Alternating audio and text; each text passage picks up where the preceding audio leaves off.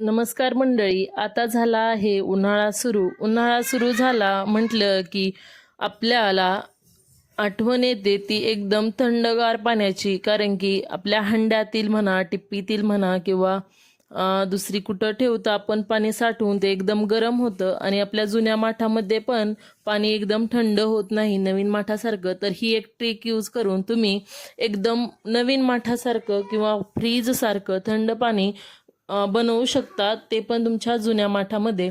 तर काय करायचं, एक तारेची घासणी घ्यायची, मीठ घ्यायचं आणि मस्तपैकी माठाला आतून बाहेरून छानपैकी घासून घ्यायचं. माठ तारेच्या घासणीने घासलं की काय होतं, त्याची बंद झालेली छिद्रे मोकळी होतात आणि पाणी पाझरून माठातील पाणी थंड व्हायला सुरुवात होते.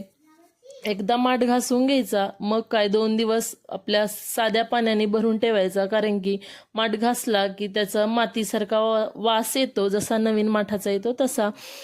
मग 2 दिवसानंतर माठ पुन्हा एकदा चांगल्या प्रकारे धुवून घ्यायचा. त्याच्यामध्ये आपलं प्यायचं पाणी ओतायचं आणि एक 4 ते 5 तासानंतर माठातील पाणी थंड व्हायला सुरुवात होते. जर रात्री पाणी भरून ठेवलं आपण आणि सकाळ जर प्यायला घेतलं तर आपल्या दाताला कणकणी बसते, एवढं पाणी थंड होतं. तर तुमचा पण जुना माठ तुम्ही फेकून देणार असाल तर ही एकदा त्या माठासोबत ट्रिक यूज करून पहा. असेच नवनवीन व्हिडिओ पाहण्यासाठी सान्वी मम्माज किचनला सबस्क्राईब करा.